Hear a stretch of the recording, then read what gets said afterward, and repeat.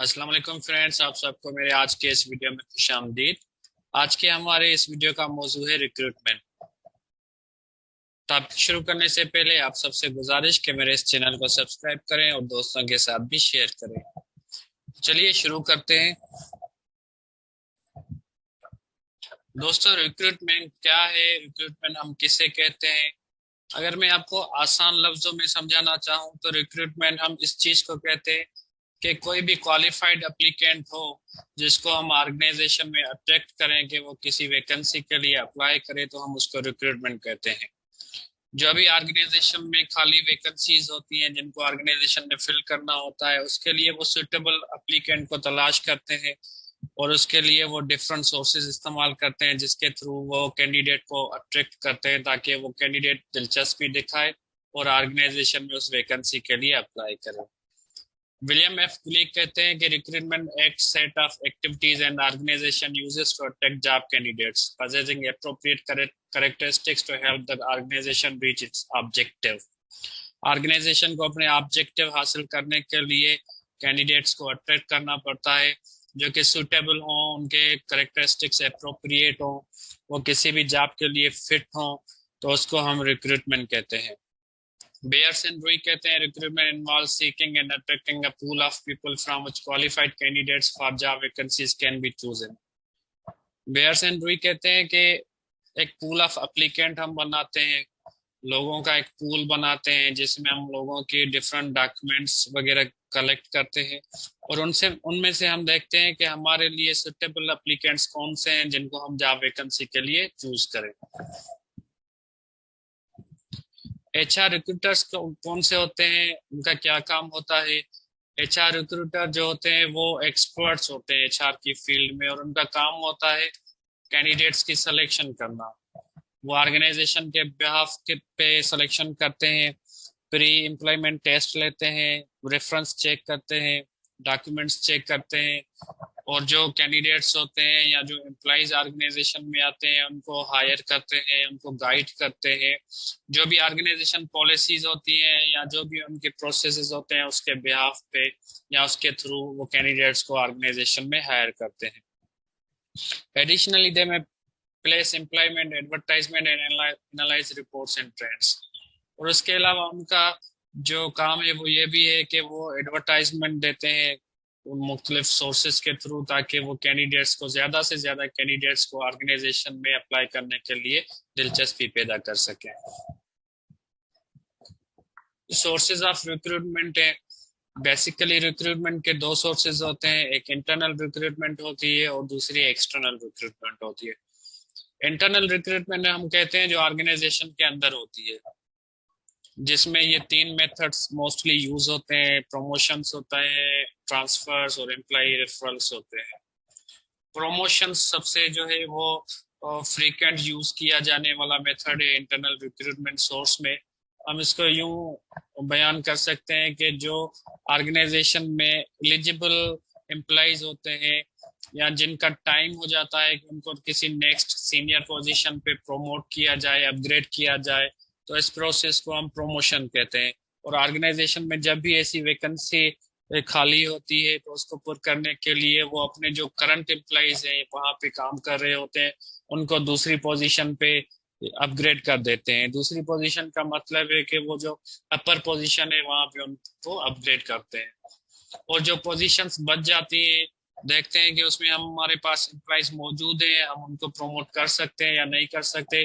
अगर नहीं कर सकते हैं और उनके पास एम्प्लॉइज मौजूद नहीं होते ऑर्गेनाइजेशन में, फिर वो एक्सटर्नल सोर्स की तरफ जाते हैं। एक्सटर्नल सोर्स क्या होता है हम उसको डिस्कस करेंगे अभी आगे एक स्लाइड में।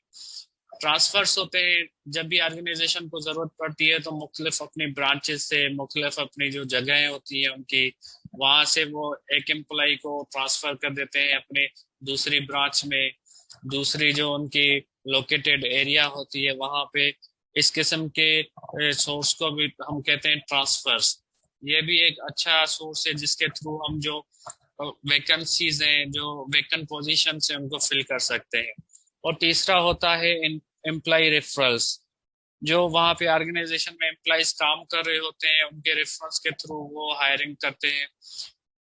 एम्प्लॉय रेफरेंस भी मोस्ट फ्रीक्वेंट यूज किया जाता है खास तौर पर जो हमारी प्राइवेट ऑर्गेनाइजेशन हैं उनमें ये सोर्स यूज किया जाता है, और उसका मकसद होता है कि हमारे यहाँ जो एम्प्लॉयज ऑलरेडी काम कर रहे होते हैं उनके बिहाफ पे, उनके रेफरेंस पे अगर कोई एम्प्लॉय आता है ऑर्गेनाइजेशन में, उसको जॉब मिलती है, तो वो जो ऑलरेडी एम्प्लॉय काम कर रहा होता है वो इस चीज का जिम्मेदार होता है या उसका जिम्मा लेता है, क्योंकि वो उसके रेफरेंस पे आ रहा है।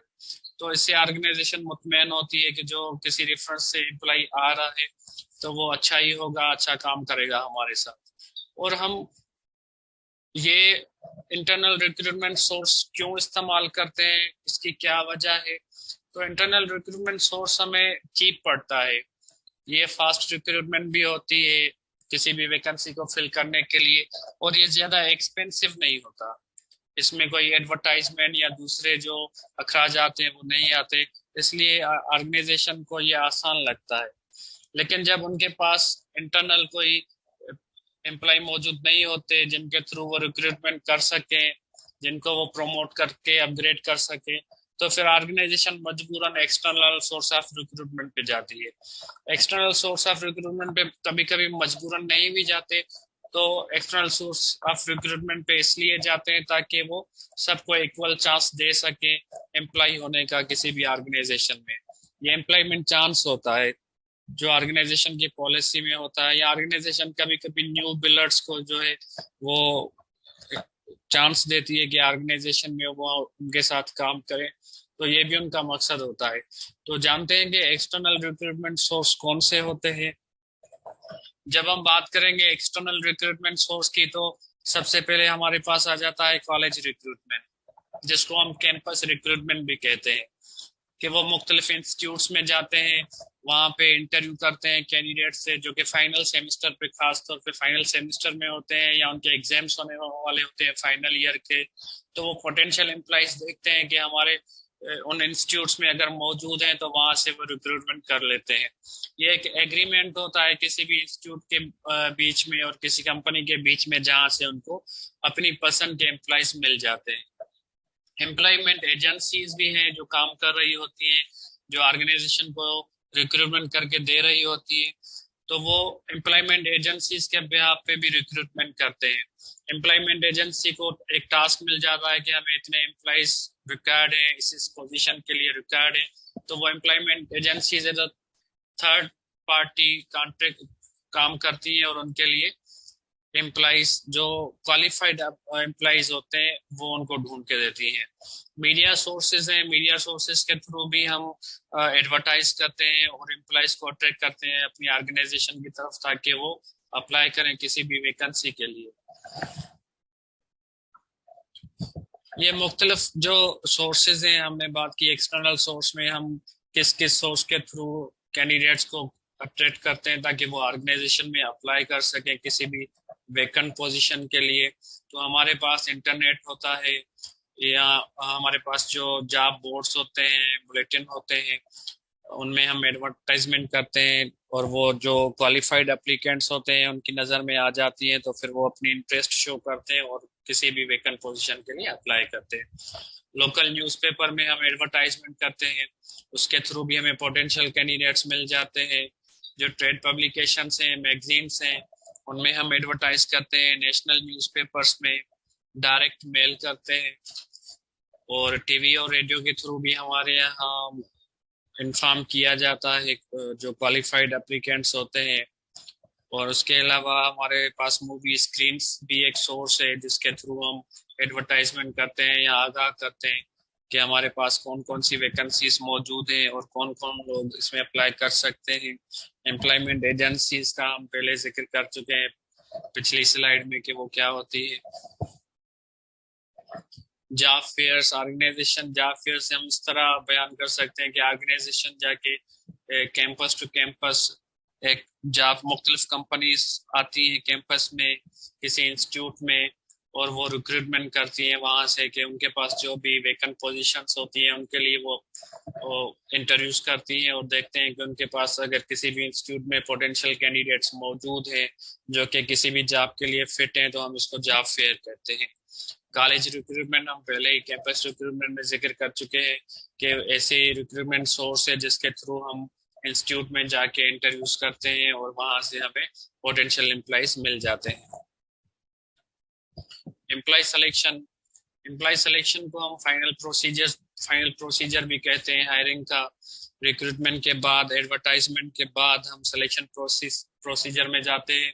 इसमें हम एडवर्टाइजमेंट के बाद एम्प्लॉयमेंट टेस्ट लेते हैं। मुख्तलिफ टेस्ट होते हैं, हर किसी ऑर्गेनाइजेशन की अपनी पॉलिसी होती है, वो डिफरेंट प्रोसीजर से गुजर के किसी एम्प्लॉय को हायर करते हैं। लेकिन हम अगर आसान लफ्जों में बयान करें तो एम्प्लॉय सिलेक्शन जो होती है वो फाइनल हायरिंग प्रोसेस होता है, जिसमें मुख्तलिफ चीज़ें इन्वॉल्व होती हैं। ये उसकी डेफिनेशन है। Employee selection is a process of interviewing and evaluating the candidates for a specific job and selecting an individual for employment based on the certain criteria. Employment selection में हम कैंडिडेट से interviews करते हैं, उनको evaluate करते हैं कि जो कैंडिडेट्स आए हुए हैं किसी भी जॉब के लिए, क्या वो हमारे ऑर्गेनाइजेशन में काम करने के लायक हैं, क्या जो हमारी वो क्राइटेरियाज जो हमने रखी हुई है किसी भी वैकेंसी के लिए, पोजीशन के लिए, क्या उसमें वो फिट आते हैं, उनकी क्वालिफिकेशन, स्किल्स, एक्सपीरियंस किसी भी पोजीशन के साथ मैच कर रही है कि नहीं कर रही, उसकी बेसिस पे हम फाइनल सिलेक्शन करते हैं या हायरिंग करते हैं। ये कुछ टाइप्स ऑफ इंटरव्यूज हैं जो कि सिलेक्शन प्रोसेस में इन्वॉल्व होती है। जब कैंडिडेट एम्प्लॉयमेंट टेस्ट दे के पास हो जाता है और उसको फिर नेक्स्ट फेज में, जिसको हम इंटरव्यू कहते हैं, आना पड़ता है, तो ये मुख्तलिफ इंटरव्यूज टाइप होते हैं जो कैंडिडेट से लिए जाते हैं। इसमें ज़रूरी नहीं है कि हर ऑर्गेनाइजेशन ये सारे इंटरव्यू मेथड्स अप्लाई करे, हर किसी ऑर्गेनाइजेशन की अपनी अपनी पॉलिसी होती है। इनमें से कोई एक मेथड भी कोई ऑर्गेनाइजेशन यूज कर सकती है, इनमें से कोई 2-4 मेथड भी यूज कर सकती है, लेकिन ये डिपेंड करता है उस ऑर्गेनाइजेशन की पॉलिसी पे। तो जानते हैं कि ये इंटरव्यू टाइप्स कौन से हैं और इसमें क्या क्या चीजें होती हैं। तो हम जब बात करेंगे इनफॉर्मल इंटरव्यू, ये एक ऐसा इंटरव्यू टाइप है जो कि एक बिल्कुल ही ऐसे माहौल में होता है जो कि बिल्कुल इनफॉर्मल होता है। इनफॉर्मल का मतलब ये होता है कि रिलैक्स माहौल होता है। या तो कॉफी पे या लंच पे हम किसी इंटरव्यू को बुलाते हैं और उसके बारे में हम जानने की कोशिश करते हैं। इसमें कोई भी गाइडलाइंस, इसमें कोई भी प्रोसीजर्स हम अप्लाई नहीं करते, इसमें कोई फॉर्मल स्टेप्स हम अप्लाई नहीं करते। सिर्फ और सिर्फ ये एक रिलैक्स माहौल में होता है जिसमें हम कैंडिडेट को बुलाते हैं और उससे इंटरव्यू लेते हैं। फॉर्मल इंटरव्यू ऐसा इंटरव्यू है जिसमें प्रोसीजर्स इन्वॉल्व होते हैं, डिटरमाइंड स्टेप्स होते हैं उसमें इन्वॉल्व होते हैं। जो ऑर्गेनाइजेशन का प्रोफेशनल सेटअप होता है उसमें इंटरव्यू होता है, और बिल्कुल ही वो एक फॉर्मल सेटअप कहलाता है जिसमें ऑर्गेनाइजेशन में हम कैंडिडेट का इंटरव्यू लेते हैं। और प्लान इंटरव्यू होता है, इसमें प्री डिटरमाइंड चीजें करते हैं हम। स्ट्रक्चर्ड होता है कि हमें कैंडिडेट से क्या क्या पूछना है, किस चीज के बारे में पूछना है, एक कंप्लीटली हमने प्लान किया होता है। नॉन डायरेक्टिव इंटरव्यूज, इसमें कोई प्री रिकॉर्ड चीजें नहीं होती हैं, जहाँ से इंटरव्यूअर को आसान लगता है वहां से वो चीजें शुरू कर देता है और कोई इसकी बाउंड्री नहीं होती। डेप्थ इंटरव्यू एक ऐसा इंटरव्यू होता है जो हम जब भी कैंडिडेट से सवालात पूछते हैं तो ये सिर्फ सवालात पे महदूद नहीं होता, उसमें हम इस कैंडिडेट का पॉइंट ऑफ व्यू भी जानने की कोशिश करते हैं, उसके एक्सपीरियंसेस, वो क्या राय रखता है, उन सारी चीज़ों के बारे में हम जानने की कोशिश करते हैं। और जब हम बात करेंगे स्ट्रेस इंटरव्यू की, तो स्ट्रेस इंटरव्यू एक ऐसा इंटरव्यू होता है जिसमें इंटरव्यूअर या ऑर्गेनाइजेशन की पॉलिसी होती है कि हम कैंडिडेट्स को किसी ऐसी सिचुएशन, परेशान कुन हालत में इन्वॉल्व करें और फिर उसका रिएक्शन नोट करें। क्या वो उस सिचुएशन से निकल पाता है, उसकी स्ट्रेटजीज क्या रहती हैं, उसकी उस स्ट्रेस वाली सिचुएशन में कौन कौन सी मेथोडोलॉजीज होती हैं, टेक्निक्स अप्लाई कर सकता है वो कैंडिडेट के उस स्ट्रेस वाले माहौल से वो बाहर आ सके। ये इसमें सारा कुछ नोटिस होता है कैंडिडेट का कि स्ट्रेस को कितनी लेवल तक वो सस्टेन कर सकता है। ग्रुप इंटरव्यू एक ऐसा इंटरव्यू होता है जिसमें मुख्तलिफ कैंडिडेट्स होते हैं, या हम ऐसे कह सकते हैं कि बहुत सारे कैंडिडेट्स को बुला के एक साथ इंटरव्यू किया जाता है। पैनल इंटरव्यू हम इस तरह से कहेंगे जैसे ग्रुप इंटरव्यू में बहुत सारे कैंडिडेट होते हैं, सिविलियन कैंडिडेट्स को बुला के इंटरव्यू किया जाता है। पैनल इंटरव्यू में कैंडिडेट एक होता है लेकिन इंटरव्यूअर्स बहुत सारे होते हैं। और स्ट्रक्चर्ड जॉब इंटरव्यू एक ऐसा इंटरव्यू होता है जिसमें जो स्टेप्स हैं वो पहले से ही प्लान किए होते हैं कि हमने कौन से क्वेश्चंस पूछने हैं कैंडिडेट से, कौन सी चीज़ों के बारे में हमने सवाल पूछने हैं, क्या क्या सवाल पूछने हैं और किस सब्जेक्ट के हवाले से सवाल पूछने हैं। तो ये सारा कुछ प्री डिटरमाइंड रहता है और प्री प्लान रहता है और स्ट्रक्चर्ड होता है। ये बिल्कुल एक सीरीज के साथ चलता है, एक के बाद वो दूसरी सीरीज शुरू कर देते हैं और इसमें कहीं पे भी बीच में नॉन डायरेक्टिव इंटरव्यूज का इन्वॉल्वमेंट या कोई ऐसी चीज जो उससे हटकर होती है वो इन्वॉल्व नहीं होती है। तो ये आज की वीडियो थी हमारी रिक्रूटमेंट एंड सिलेक्शन पे। इसके अलावा भी अगर कोई आप रिक्रूटमेंट सिलेक्शन में किसी टॉपिक का बताएंगे, सजेस्ट करेंगे, कमेंट में बताएं तो मैं उस पर इंशाल्लाह बहुत जल्द आपके लिए वीडियो बनाऊंगा। तब तक के लिए मैं आपसे इजाजत चाहता हूँ। खुदा हाफिज।